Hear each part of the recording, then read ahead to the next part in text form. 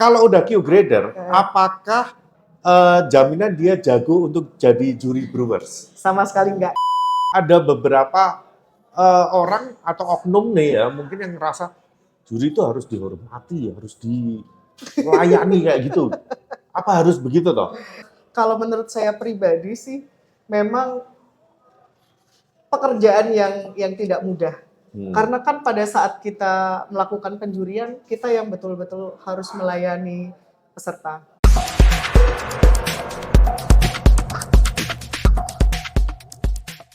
Oke, sudah bersama kita Laila Dimyati. Halo. Oke. Apa kabar, Bun? Alhamdulillah sehat. Ini kebetulan kita lagi ketemu di Bukit Tinggi. Betul, di acara ICC League Bukit Tinggi Bukit Menyeduh. Tinggi Menyeduh. Ini sebenarnya aku udah pengen ngajakin Bunda itu udah berapa kali ya? Dari 2 tahun yang lalu. Ya, dari pertama kali podcast bikin ya kan, ketemu di Jakarta, Bun, ayo bikin. Iya. Tapi nggak pernah dapat tempat, waktunya nggak pernah cocok. Betul. Dan ini kita kebetulan berapa hari ya? Ada 5 hari kali ya? Ada 5 hari. 5 hari di sini, masa sih nggak bisa sempet sehari aja ya kan?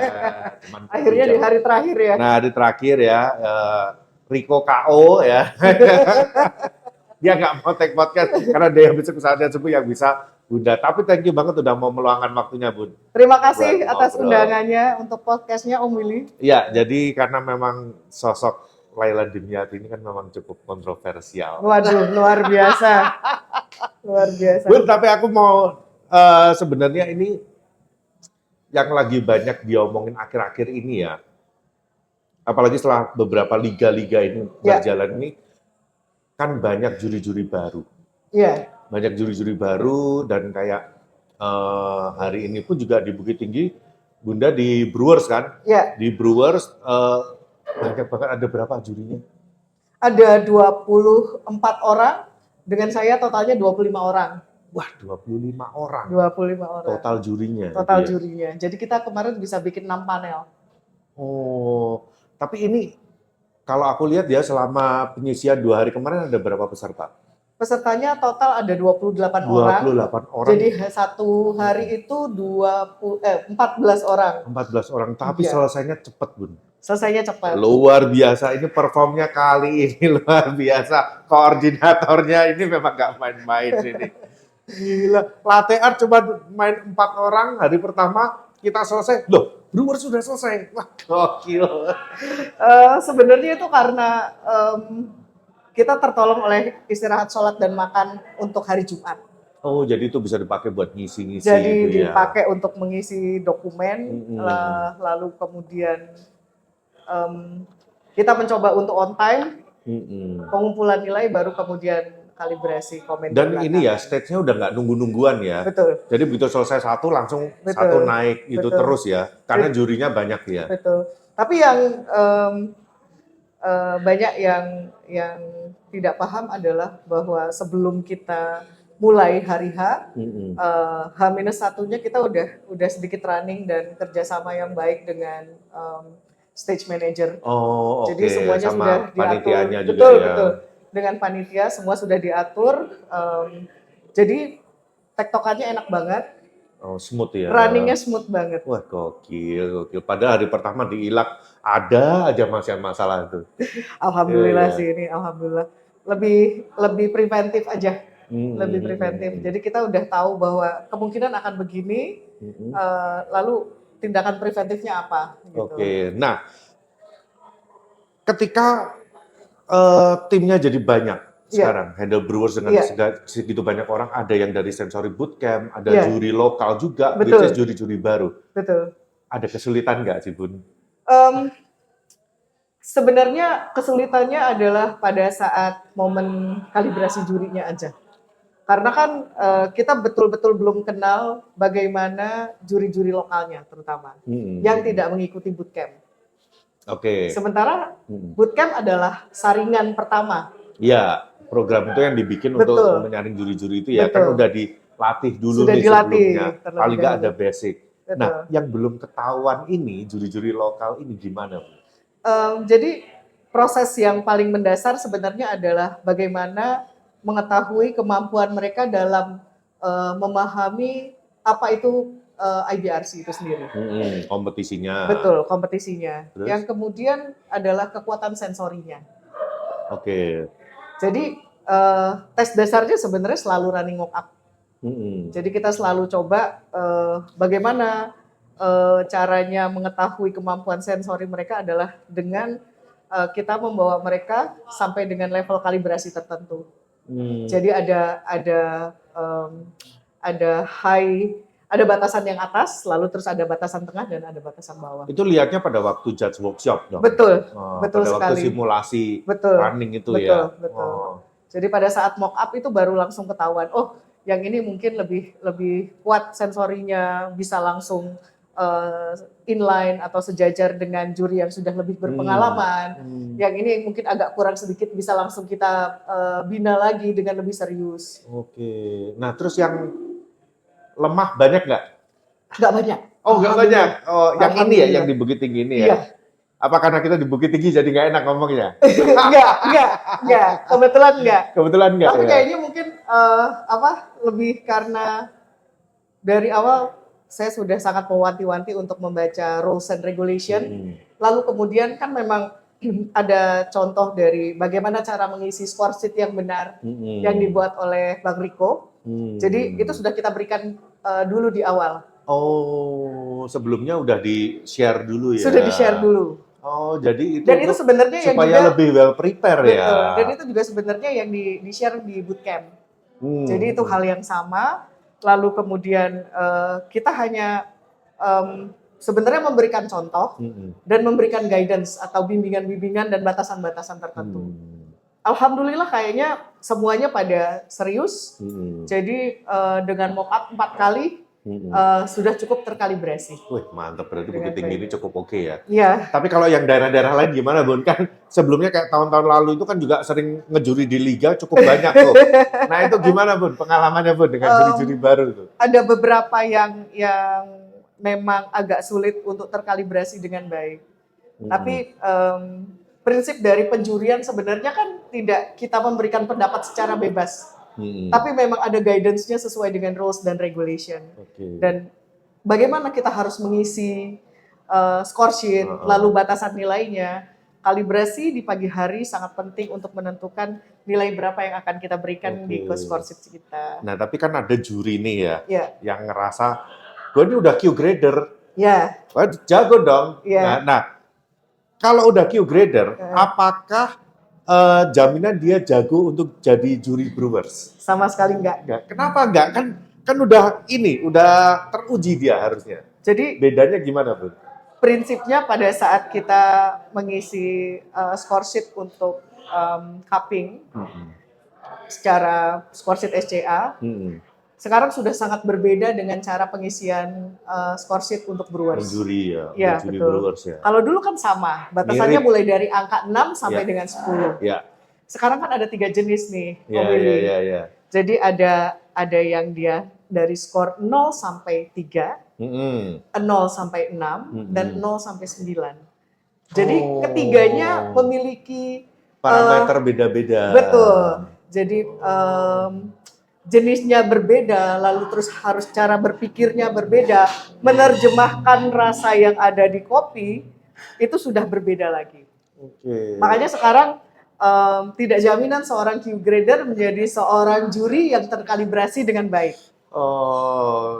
Karena kan dulu kan banyak yang menganggap gitu, Q grader, wah jadi juri, tapi ya memang ketika jadi juri harus belajar lagi. Betul. Belajar tentang kompetisi dan cara menilainya pun juga sudut pandangnya pun juga nggak sama dengan Q ya, dengan cupping ya. Betul sekali. Apalagi dengan sekarang kita menggunakan score sheet WBRC tahun 2023. Itu sudah pola scaling yang sangat berbeda dengan scale yang digunakan oleh SCA. Iya loh, Lawang.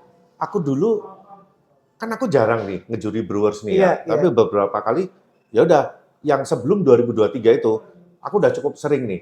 Oh, udah catch up yang kita juga waktu itu di Jogja. Betul. Kan aku juga belajar nih. Bun, ini gimana belajar kan. Oke, dapat kompetisi lagi. Ketika udah mulai mastery itu 2023 berubah lagi. Betul. Belajar lagi gitu. Betul. Berarti memang juri itu memang nggak bisa oh kalau udah ngejuri berapa kali, wah gue udah bisa terus. Tapi tiap tahun mesti update ya. Betul. Jadi yang cukup revolusioner adalah Scoresheet di tahun 2023. Karena skala dari penilaiannya berubah, yang sangat jauh dari standar yang ditetapkan oleh SCA. World Coffee Competition membuat 3 skala baru yang lebih mudah digunakan oleh juri. Jadi sebenarnya itu lebih memudahkan ya. Betul, lebih memudahkan. Ya. Tadi Om Willy juga udah lihat sendiri kan, lebih factual on points, kita tidak bercerita panjang lebar. Betul. Lalu kemudian juga skala 0 sampai 3 itu sangat membantu karena hanya sedikit bahan untuk berdebatnya. Iya, jadi kayak udah dipisah nih apa yang dideskripsikan oleh si peserta sama yang kita dapat match atau enggak. Cuman itu skornya nih. Betul. Terus nanti experience kita nih baru kita jelasin nih gini. Jadi lebih terbagi ya akhirnya skornya ya. Jadi kalau deskripsinya match nilainya bisa tinggi. Terus apa yang kita experience kita beda lagi nih skornya. Betul. Ya. Oh. Harusnya lebih seru ya yang ini. Lebih seru. Itu juga salah satu alasan kenapa kita bisa lebih cepat dalam hal scoring. Tetapi tetap komen harus sangat terkalibrasi dan juga kita harus selalu untuk memberikan comments yang sesuai dengan rules dan regulation. Nah tapi kalau aku lihat kemarin nih aku juga banyak dengar cerita Bun. Sekarang banyak juri-juri baru ini yang masih baru ngejuri tapi udah bertingkah. Jadi sebenarnya jadi juri itu harusnya itu kayak gimana sih Bun? Kan mungkin ya ceritanya orang-orang ada yang sampai cuman ini kan aku dengar juga ceritanya, bahkan aku nggak tahu orangnya siapa dan ini benar atau enggak. Jadi ada yang sampai udah habis ngejuri, jalan-jalan di booth tenan gitu, minta kopi, saya juri loh sampai kayak begitu. Waduh. Nah sebenarnya juri itu dituntut harus gimana sih? Yang idealnya gitu juri kopi itu gimana sih? Waduh, idealnya gimana ya? Sebenarnya kalau misalkan ngejuri, saya nyaris tidak pernah meninggalkan ruang juri sih. Jadi sebaiknya sih tidak jalan-jalan di booth tenan lalu terus minta kopi karena ya sama aja kita juga di luar pekerjaan menjuri adalah customer biasa. Apa terus kemudian habis ngejuri sambil bawa scoresheet gitu, terus minum kopi kan enggak juga. Tapi kan bisa aja kalau ada beberapa orang atau oknum nih ya mungkin yang ngerasa juri itu harus dihormati, harus dilayani kayak gitu. Apa harus begitu toh? Karena aku juga pernah baca nih ya ada postingan siapa tuh juri itu harusnya itu yang justru jadi juri itu melayani. Kalau nggak salah Om Hendri atau siapa yang posting waktu Betul. Jadi idealnya gimana Bun? Boleh ceritain? Kalau menurut saya pribadi sih memang pekerjaan yang tidak mudah. Karena kan pada saat kita melakukan penjurian, kita yang betul-betul harus melayani peserta. Ingat bahwa mereka mengeluarkan waktu, uang, tenaga yang tidak sedikit untuk berada di panggung itu. Makanya kita melayani dengan cara kita betul-betul fokus untuk memberikan yang terbaik dari diri kita, untuk memberikan nilai yang benar dan komen yang benar. Itu terhadap peserta? Terhadap peserta. Lalu terhadap pihak-pihak lainnya, karena selalu ada stakeholder dalam sebuah perlombaan. Ada yang namanya panitia, lalu kemudian ada juga pihak-pihak lain. Volunteer mungkin volunteer, ya, teman-teman volunteer termasuk bagian dari panitia adalah volunteer. Lalu kemudian di beberapa lomba juga biasanya akan ada beberapa jenis judge. Sesuai dengan sertifikasinya. Jadi kan ada yang certified judge, lalu kemudian ada yang sekarang ada bootcamp, lalu kemudian ada local judge. Kan tidak memiliki kemampuan yang sama persis. Pasti akan ada sedikit perbedaan kemampuan. Tapi kan bukan berarti bahwa wah, gue certified nih, maka lu semua di bawah gue. Gue paling jago nih, turut nih. Nggak ada Mas, itu seharusnya nggak boleh kayak boleh, gitulah, nggak boleh kayak gitu. Cuma terkadang mungkin merupakan sebuah kebanggaan untuk bisa menjuri sih. Itu yang kalau menurut saya mungkin itu yang masih menjadi isunya aja. Biasanya tidak lama sih, Mas. Tapi apakah salah kalau kita bangga kita menjadi juri? Oh, harus bangga dong. Bangga dong ya. Harus bangga. Karena itu juga ibaratnya kayak saya sendiri nih ya, udah ngejuri dari lama. Karena kenapa kok saya ada sedikit bangga? Karena menurut saya ya kayak nggak gampang loh, nggak semua orang itu bisa. Betul. Ada juga orang-orang atau teman-teman yang mencoba ngejuri setahun 2 tahun, habis itu udahlah gue nggak ngejuri deh, kayaknya nggak cocok, ada yang seperti itu. Betul, betul sekali. Kita satu angkatan ya, 2017. Aku sih dari 2009, Bu. Sertifikasinya? Kalau sertifikasi kan memang baru diadain di 2017 Betul. itu. Jadi maksudnya angkatan sertifikasi Ya. kita yang pertama dari tahun 2017. Kalau saya kan memang udah ngumpul-ngumpul itu Betul, ya, betul. ikut-ikutan, ada ini, gue ikutan dong ngejuri. Kalau dulu sebelum ada sertifikasi, supaya bisa jadi juri, itu harus kenal orang dalam, Bu. Betul sekali, betul sekali. Makanya dulu sama panitia-panitia itu pada kenal, ntar regional di Bali, udah gue ikut dong, gue pengen ngejuri, baru dikirimin email, oh lo mau ya, iya dah ikut. Betul, gitu. tapi awal-awalnya 2017 juga pada saat kenapa saya bisa sampai menjuri juga karena kenal Mbak Mira. Karena lulusan Caswell kan, lalu terus ditawari. Oh iya. Nah, oke, aku sekarang mau ngobrol tentang Bunda Laila sendiri ini. Kan maksudnya juri perempuan hari ini cukup banyak nih hari ini. Tapi saya banyak nemuin ya beberapa teman-teman pegiat kopi perempuan di daerah itu mengidolakan Bunda. Masa? Iya, wah idola saya, idola aku. Pokoknya buat juri-juri perempuan atau barista-barista itu ngefans semua sama Bunda. Nah, tapi awalnya Bunda itu bisa masuk ke kopi, terus kemudian langsung ngambil kelas apa, terus langsung masuk jadi Q grader juga kan. Terus habis itu jadi juri juga. Nah, tapi background sebelumnya ini sebetulnya ngapain sih Bunda? Karyawati kantoran. Hah? Karyawati kantoran. Kantor apa? Miwon. Oh, di Miwon. Iya. Walah. Di Miwon. Kebetulan saya Dulu budak korporat juga ya? betul budak korporat. Kebetulan karena pekerjaan saya sering sekali ke ke Korea. Nah, Korea sudah lebih maju daripada Indonesia pada saat itu. Jadi 2008 itu di hampir setiap pengkolan di Korea itu sudah ada warung kopi specialty. Dari 2008? Sudah ada, tapi masih tetap campuran dengan kopi-kopi yang panggang gelap. Masih gelap-gelap ya? Tapi sudah banyak. Dan mereka sudah mulai melakukan servis seperti latte art. Jadi awalnya justru yang membuat saya sangat tertarik itu adalah latte artnya. Iya. Jadi sudah menjadi seperti budaya mereka. Korea sudah lebih dulu sih daripada Indonesia. Nah, pada saat tahun 2009, Mas Agustasi kan kebetulan menang jadi juara Indonesia Barista Championship. Bayangkan waktu tahun 2009 itu kondisi media sosial itu tidak seperti sekarang. Nah, dulu informasinya Cikopi aja. Jadi melalui Cikopi melalui website Cikopi, saya tahu bahwa ada yang namanya pertandingan barista. Gila. Lalu yang menang Cikopi ini memang betul itu andilnya luar biasa ya. Legend itu almarhum legend sekali.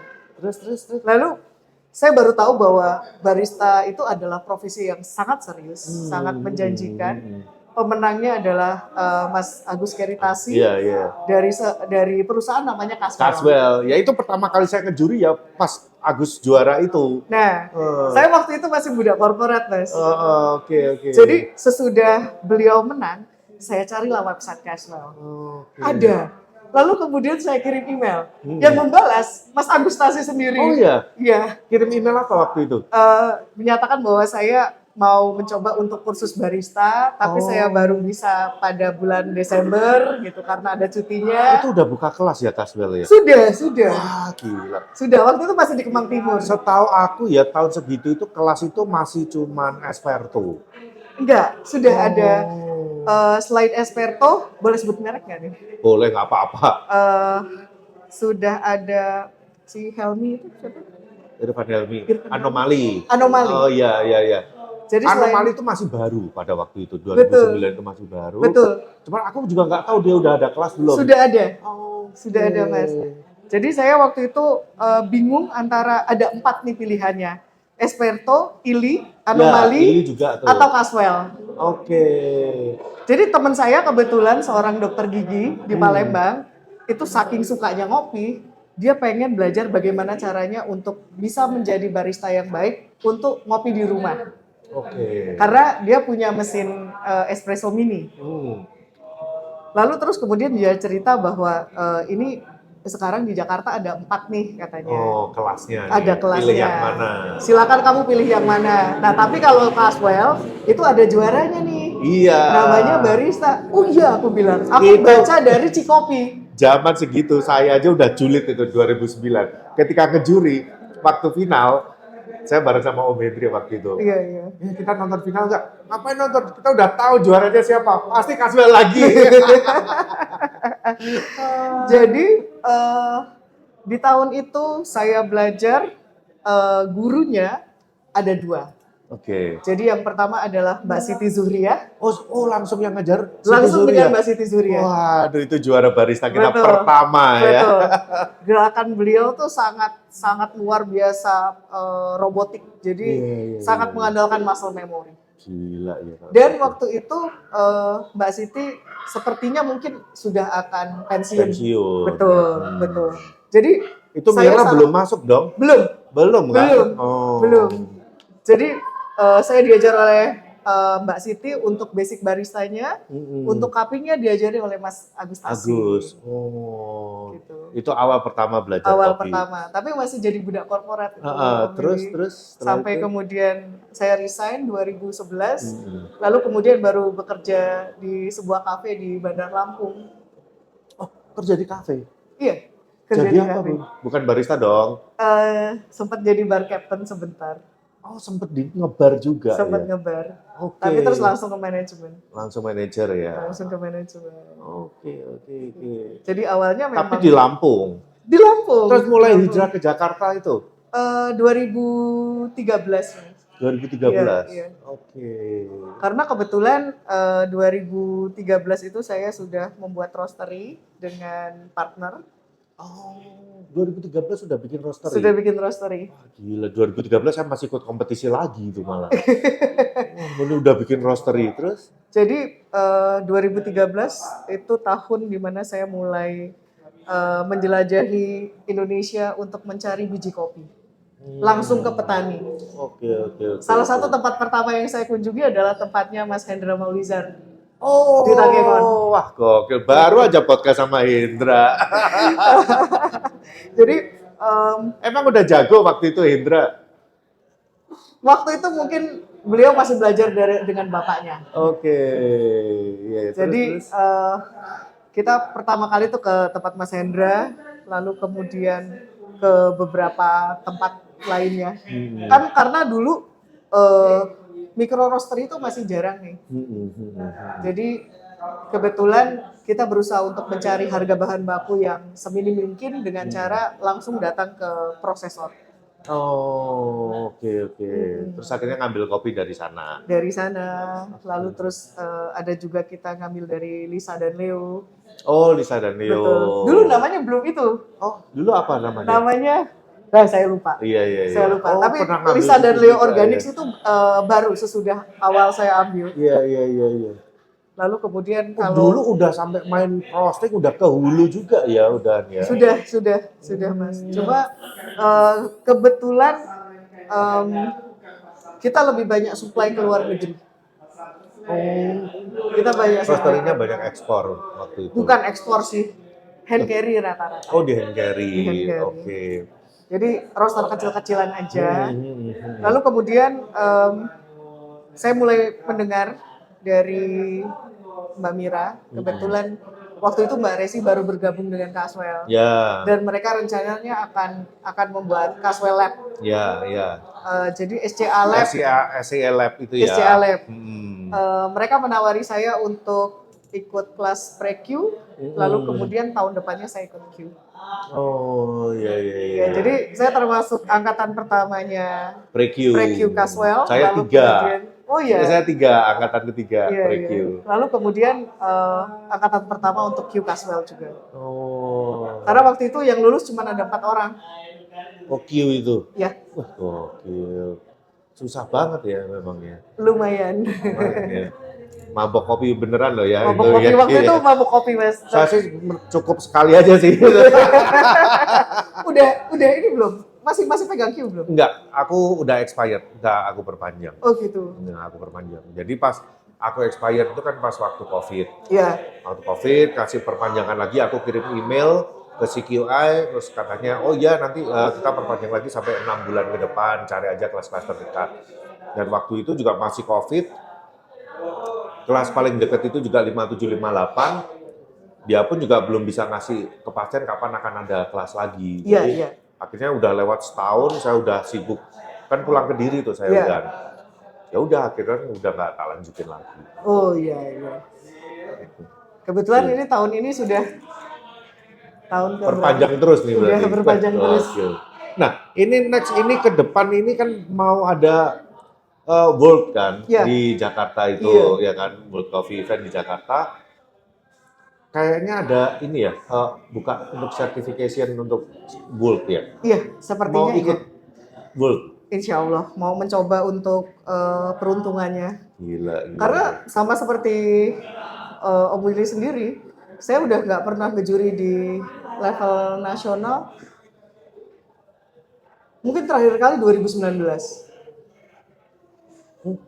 Nasional ikut dong. Yang kemarin-kemarin tahun kemarin emang nggak ikut? Nggak pernah. Oh, abis liga nasionalnya nggak ikut juga? Nggak pernah ikut karena selalu di barista. Oh, brewersnya maksudnya. Brewersnya. Oh, brewersnya. Tapi baristanya kan ikut terus kan? Selalu ikut. Nah, ini nanti mau ngambil sertifikat yang untuk brewers. Brewers. Oke. Untuk brewers. Oke. Untuk yang World sekalian ya. Betul. Kenapa kok berani sampai mau ngambil World? Kalau saya nih ya pribadi, saya sih nggak terlalu berminat untuk situ. Tapi kalau Bunda kenapa nih? Kalau yang saya tahu sih, sebenarnya levelnya World itu sudah berbeda dari segi ketepatan dan juga kecepatan. Jadi speed itu adalah sesuatu yang masih agak sulit kita kejar di sini. Betul.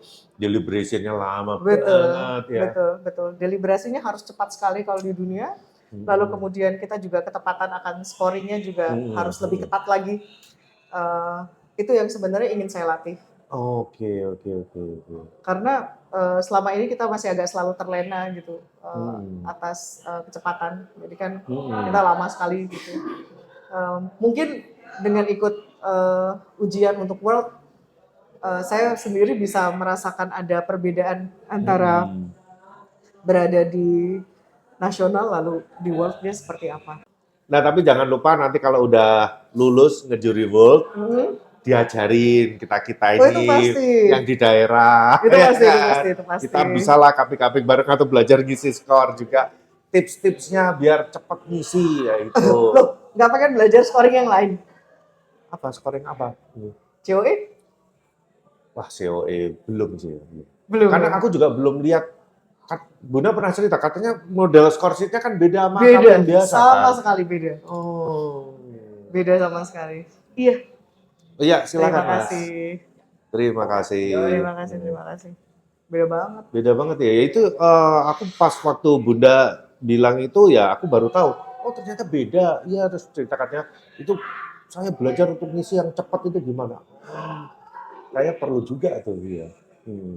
Kan waktu itu juga mau podcastnya karena gue ikut COE. Iya. Mesti diseruput gitu belum minum air. Panas. Bukan masalah diseruput ya. Panas banget ini masalahnya. Kayaknya air dari kettle dicampur, katanya agak kelewatan kasih air dikit. Ini ya, kalau minum air apa diseruput ini aku jadi ingat dulu sebelum ketemu Bunda di Certified Judge. Terus sebenarnya kita udah sering dengar namanya Laila Dimyati. Kenapa? Terkenal pendekar banget dulu. Tapi nggak apa-apa, kita semua pendekar pada masanya. Eh, jadi kalau menurutku, Om Willy, semua orang itu harus jadi pendekar pada masanya, tapi harus segera cepat insaf. Ini udah insaf nih ya berarti. Karena begitu kita kenal ilmu yang baru, langsung terasa kok kita bodoh sekali ya. Dulu Ada itu di situ. sampai ada yang cerita, iya tuh, gua nggak tahu namanya kayak Laila siapa gitu. Dia datang ke tempat gua pesan cappuccino diseruput. Masa sih iya? Kenapa Bu dulu cappuccino diseruput? Karena panas. Wah, Karena panas. oke. Karena panas. Jadi bukan karena pengen jadi pendekar, wah gue seruput gitu, bukan. Karena dari wadahnya aja itu Oke, udah panas. itu dijawab ya berarti. Iya. Karena panas. Terus ada lagi nih, ada Iya. lagi yang kita. Kalau datang tempat gua, dia pesen ini. Gua mau espresso, tapi gua mau pressure-nya sekian, suhunya sekian, gramasinya, yield-nya sekian ya, tolong buatin ya. Sampai begitu. Bener nggak? Sebenarnya lebih ke arah muji aja Wah. sih, muji dia. Iya kan? Itu ciri khas pendekar ya gitu, ngetes. Tapi aku juga gitu, Bun. Aku dulu itu yang paling di Starbucks. Bun. Iya, Ya, karena kita tahun-tahun 2008, 2009 loh. iya. Kita udah diajarin bikin espresso, steam susu, espresso yang bener kita udah belajar. Kan, tapi kita tahu kalau SOP-nya Starbucks kan nggak begitu. Betul. Karena kita tahu nggak begitu, kita kerjain gitu loh. Minta espresso ya, 24 detik.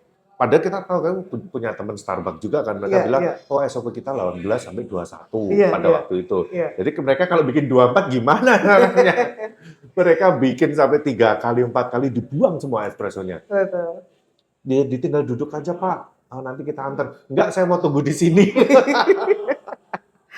Aduh ya Allah, itu masa-masa kegelapan yang tidak boleh berulang lagi. Semua Itu. pendekar memang ternyata. Nah, sekarang apa yang terjadi? Mau minum apa Mbak? Apa aja yang menurutmu enak? Iya. Hasil dialing in tadi pagi yang paling enak menurutmu apa? Itu yang dikasih ke aku. Iya. Gitu aja dulu, udah nggak perlu repot-repot. Betul. Udah gak repot-repot. Dulu juga sebagai pendekar aku kan selalu membawa alat sendiri, lalu kemudian bawa grinder sendiri, Oke. nge-grind di pesawat, terus Weh.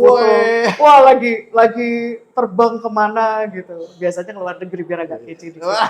Ngebrew di pesawat. Ngebrew di pesawat. Anjir. Sekarang malu rasanya.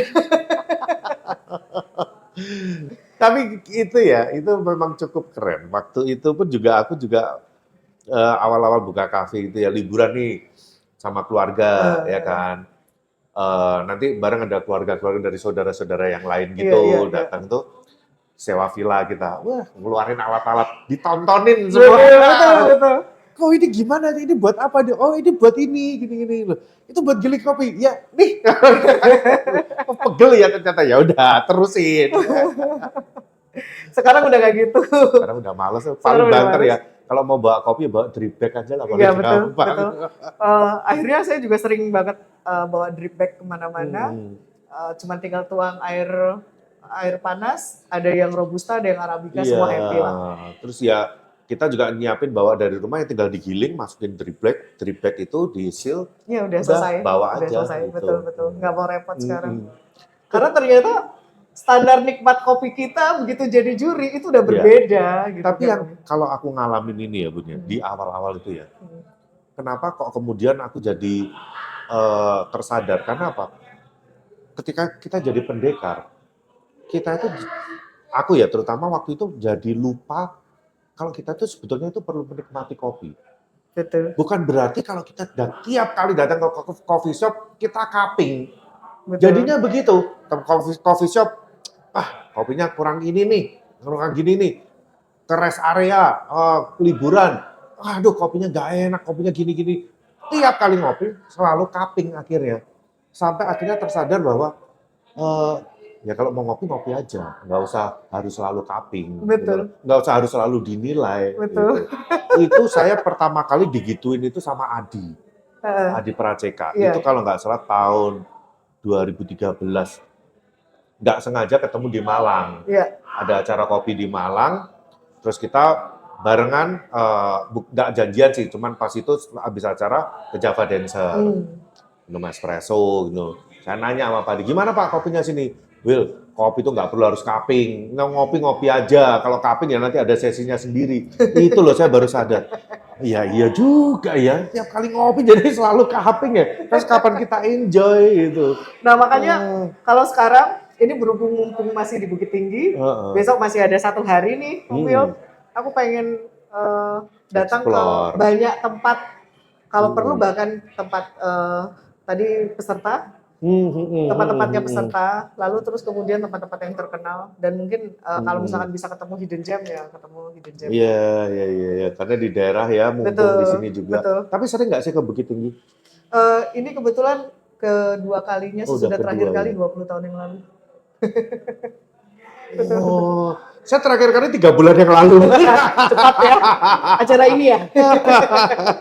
Tapi masterclass. Masterclass. Kebetulan Bukit Tinggi ini udah lama banget sih pengen kesini tapi nggak pernah ada kesempatan. Baru kali ini di ICC League kebetulan alhamdulillah dapatnya di Bukit Tinggi. Cuma ternyata dingin banget ya. Kita lagi dingin banget beberapa hari ini. Jadi mohon maaf ini suaranya serak nih. Berarti Bunda ini udah ngejuri semua cabang nih. Sudah. Barista, brewers, latte art, coffee in good spirit. Enggak. Oh, coffee in good spirit belum? Enggak, Om Will. Oh iya, saya lupa. Bunda kan nggak minum alkohol ya. Sekarang. Sekarang. Oke. Udah hampir semua nih, ya.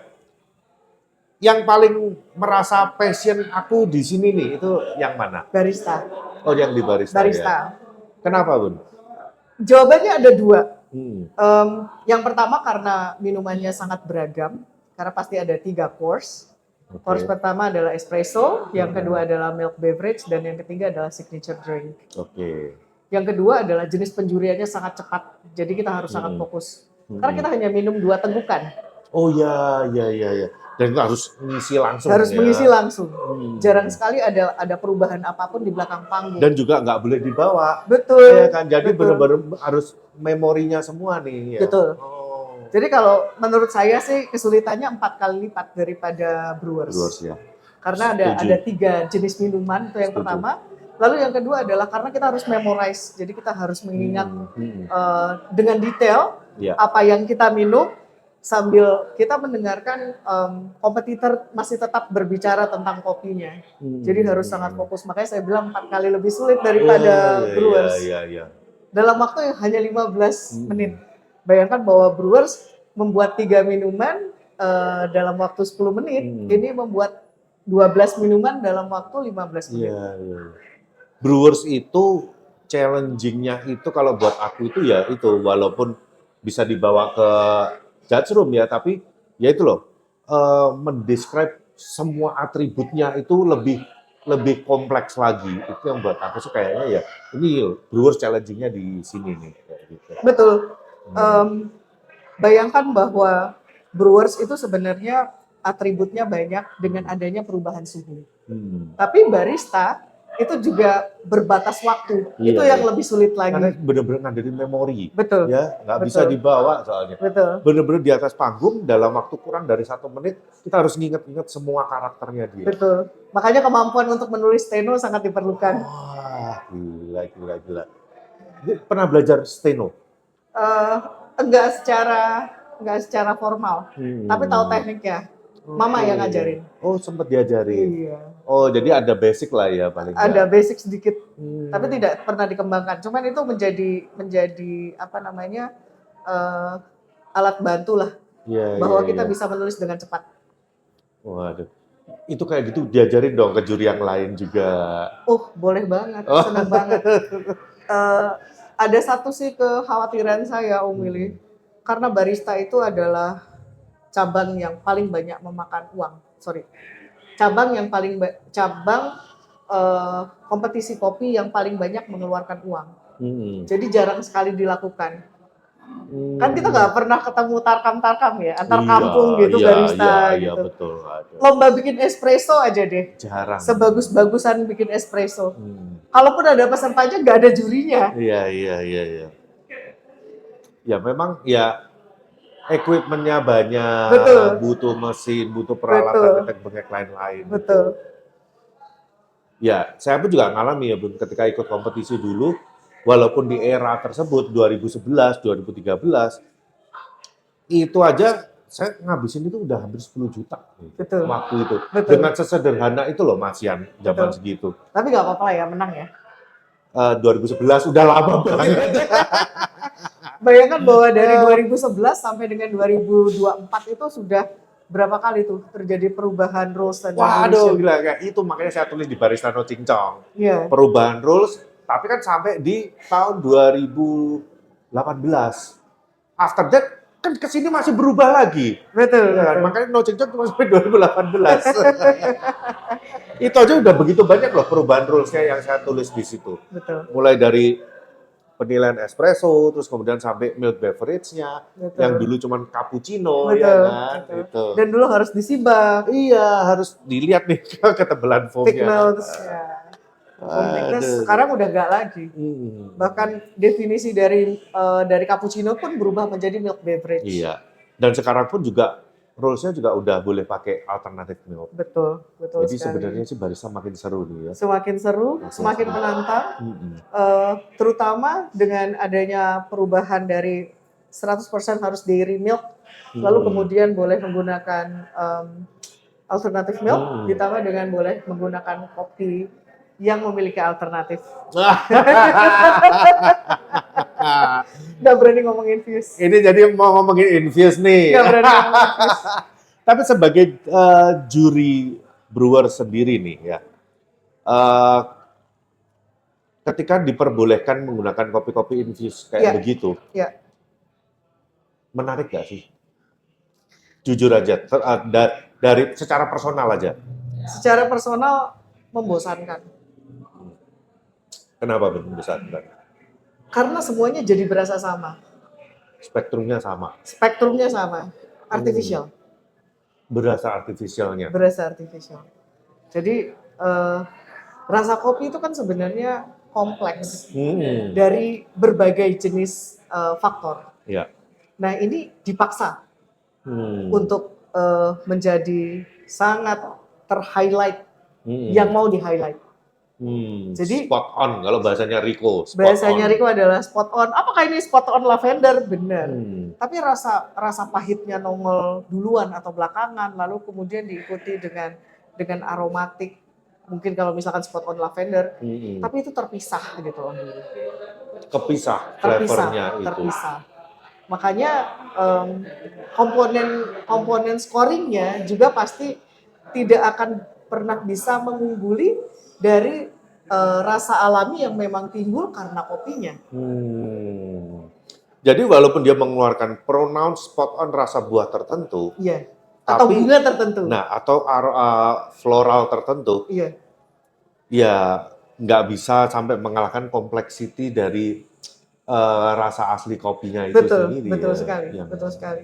Dan terus terang di Bukit Tinggi ada beberapa peserta yang mampu untuk mengeluarkan aroma floral yang baik, lalu buah-buahan yang baik. Jadi tergantung dari kemampuan kita menyeduh lalu terus melakukan sourcing terhadap green bean-nya. Jadi setuju nggak sih kalau Mama ada yang bilang kopi infuse itu kayak orang itu mau shortcut aja dapat rasa A, rasa B kayak gitu. Betul. Setuju. Betul. Hanya yang sering mungkin teman-teman lupa bahwa kan perlombaan ini adalah untuk mensupport coffee excellence. Kita untuk mensupport specialty coffee. Jadi kalau misalkan kita menggunakan kopi yang sudah menjadi shortcut, ya akan sangat sayang sekali. Oke. Jadi apakah kopi infuse bisa dikategorikan specialty coffee? Kalau sekarang secara definisi SCA belum. Belum ya. Tapi walaupun SCA memperbolehkan digunakan di dalam kompetisi specialty coffee. WCC. WCC. WCC. WCC. WCC. Ya, walaupun dia memperbolehkan. Iya. Oh, padahal WCC kan untuk kompetisi kopi specialty tujuannya, Betul. iya kan? Betul. Tapi dia memperbolehkan itu. Iya. Tapi menurut Buddha itu tidak spesial. Tidak Tidak spesial. termasuk specialty coffee. Tidak. Oke. Walaupun dia udah di grading sesuai standarisasi dari SCA sebagai grade specialty. Tidak lolos, Mas. Oh, karena cupping score-nya. Betul. Betul. Betul. Kalau secara Iya, kami iya. skor SCA kemungkinan besar masih belum Belum, lolos. berarti secara grading Iya. udah specialty Sudah ini. specialty. Tapi begitu di cupping tidak akan masuk ke Tidak masuk, score. Mas. Tidak masuk. Kita menggunakan sparsit yang berbeda soalnya. betul masuk akal, Bu. Jadi kalau kompetisi jangan sekali-sekali coba bawa kopi infuse ya. Ya boleh aja. Boleh aja nih, nggak dilarang soalnya. Tidak dilarang. Nggak dilarang. Tapi di rules yang tahun berikutnya ya. Hmm. Di rules Oh, yang 2024 ya? Iya. Oke. Oh, jadi kalau ini sekarang pakai yang 2023, itu masih belum boleh ya? Belum. Wait ya. Wah, ini langsung dibukain score sheet-nya nih. Ini 2023 nih. Ini- Kok score sheet? Rules and Regulation. Bukan. Lah terus? Primbon. RNR Brewers 2023. Oke, coba Bun. Coffee may not have, tidak boleh Iya. ada any additives, Ya.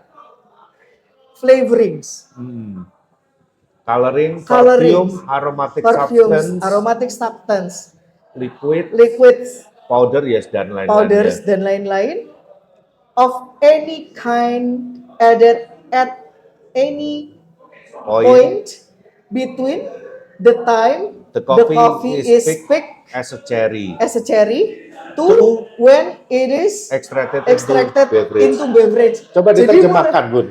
Karena audiens saya ini ada yang bisa bahasa Inggris, ada yang enggak. baik. Jadi kopi yang digunakan itu adalah whole coffee bean. Jadi kopi yang bentuknya masih berupa biji. Oke. Kopi tidak boleh memiliki tambahan apapun, flavoring perasa, coloring pewarna, parfum, substansi aromatik, cairan maupun bubuk dari jenis tersebut di antara waktu antara kopi dipetik sebagai cherry hingga diekstrak menjadi minuman. Ya, jadi intinya ketika dari petik sampai di roasting sampai diseduh, Betul. itu tidak boleh ada tambahan aditif Betul. apapun. Tetapi yang diperbolehkan itu adalah air, yeast atau ragi, kopinya itu sendiri, lalu byproduct dari kopi dan pupuk. Oke. Jadi kopi byproduct itu salah satu diantaranya itu adalah pulpnya. Jadi mungkin kalau misalkan ditambah dengan pulpnya, ditambah dengan airnya, Masih itu nggak boleh apa-apa, saja. ya. Selama itu byproduct dari kopi Betul, ya. betul. Jadi kalau sesuai dengan primbon ini, ya, Ya. makanya sebenarnya belum boleh digunakan. Ya, kalau kita masih pakai based on rules 2023, ya infuse masih belum boleh dong. Ya kan? Iya, makanya pada saat kita menggunakan coffee infuse itu dengan sebenarnya ada tulisan kecil di bawah atas risiko sendiri. Tapi ya mungkin nggak terjadi ketika nanti next tahun 2024 itu rules yang baru udah diberlakukan Ya, dan itu diperbolehkan. ya, Kira-kira kayak gimana ya? Kira-kira makin banyak nggak sih yang pasti bawa? banyak, pasti banyak, Pasti banyak pasti ya? banyak, Hmm. pasti banyak. Dan itu akan menjadi dinamika yang luar biasa gitu. Saya sangat menantikan penggunaan rules 2024 itu. Namun mungkin ya, saya nggak tahu nih ya. Mungkin akan lebih bagus ketika si peserta ini menjelaskan bahwa kayak gimana sih proses kopi yang dia gunakan. Walaupun itu infus, tapi dia juga menceritakan. Dan dia punya alasan kenapa membawa kopi tersebut. Mungkin akan lebih lebih oke kali ya, lebih Mungkin menarik lebih fair ya. aja, Mas. Ya, lebih fair, lebih Lebih fair, transparan ya, betul. lebih transparan. Betul. Jadi akhirnya kita jadi tahu nih, oh, lu pakai kopi infus. Oke, alasannya kenapa? Oke, jadi kamu ingin ngeluarin flavor apa? Tinggal kita match dong nanti. Kayak Iya, gitu kali iya, ya. iya. Tapi kebanyakan sih nggak jujur. Ya, itu. Kenapa sih nggak mau jujur? So, tapi selain menjuri, sekarang kesibukannya ngapain aja, Bun? Kesibukannya nggak ada sih, sekarang di rumah aja. Tinggal di mana sih sekarang? Lebih banyak di Bekasi. Oh, di Bekasi. Iya. Oh, jarang pulang Palembang sekarang. Sekarang jarang, tapi mungkin mulai mendekati akhir tahun akan lebih banyak di Palembang. Oke, oh setelah ini berarti akan banyak di Palembang. Iya, iya. Setelah ini agenda kemana lagi nih setelah Bukit Tinggi nih? Kayaknya cukup dulu Om Wil. Oh, Selama selama 1 bulan ini sudah 3 kali menjadi judge koordinator. wah. Jadi kayaknya badannya harus istirahat dulu. Oh, ada capeknya ya. Dulu terkenal sekali sebagai juri kopi paling laris di Indonesia. Sekarang capek. Udah mulai tua. Loh, bawaan ke sini tuh udah simvastatin sekarang. Dulu kan enggak Dulu ya. enggak ya. Dulu enggak. Makanya saya bilang simvastatin sama metformin, tenang, gue bawa. Oke. Oke, Bun, mungkin sebelum kita closing mungkin ada yang pengen disampaikan atau ada yang mau diceritakan ke publik mungkin dari sisi penjurian kayak atau mau dari anything lah. Atau ada mau isu apa yang mau diangkat? Baik, banyak sekali pihak yang masih menyangka bahwa menjuri itu mudah. Padahal sama sekali tidak mudah. Dan Om Wil tahu sendiri tentang hal itu. Kita betul-betul mencurahkan tenaga kita, pemikiran kita, lalu kemudian kalau jadi juri sensori itu harus tahan asam lambung. Oke, ya betul. Belum lagi kemudian akan ada omongan yang mungkin kurang sedap bahwa wah jurinya memihak tertentu, pihak Jurinya tertentu. dibayar. Jurinya dibayar. Kalau dibayar iya. Dibayar Mas. iya dong. Dibayar iya, Mas. Cuman bukan berarti dibayar peserta. Bukan. Karena menjuri kan tidak sendiri. Iya. Tapi dalam satu panel. Dan satu panel itu pada saat nilaimu sangat tidak terkalibrasi, kita udah curiga nih. Ini siapa yang dia bela? Oh, iya. Jadi head judge biasanya bisa ngeliat itu juga Betul. Karena selalu akan ada deliberasi di dalam ruang juri. Makanya kalau deliberasinya baik dengan tim panel juri yang juga baik, pasti hasilnya akan selalu objektif. Objektif dan yang menang juga ya memang layak untuk menjadi juara ya. Itu yang menang pasti selalu ya. yang layak untuk menjadi juara. Betul. What's in the cup itu proves who you are.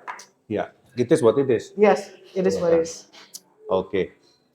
Thank you, Bun. Sama-sama. It's a great honor ya, akhirnya bisa podcast ya setelah kita berkali-kali gagal ya kan. Betul. Thank you banget udah meluangkan waktunya biarpun saya tahu ini 3 hari ini Brewers ini luar biasa capeknya. Ini hari ini final selesai tapi kita masih bisa podcast dan Laila mau menyempatkan waktunya buat No Cincong ini. Terima kasih sekali Om Willy, senang sekali bisa berada di No Cincong. Sip. Sampai semoga ketemu bisa lagi. Ada banyak juri perempuan baru nih. Oke. Terutama di barista. Oh, boleh nanti silakan dikasih bocoran ke saya kira-kira siapa yang menarik untuk di podcast. Waduh, siap. Oke, thank you Bun, kita close ya. Baik, sama-sama. Oke, thank you teman-teman udah menonton pada episode kali ini dan sampai ketemu lagi di episode berikutnya. Salam No Cincong.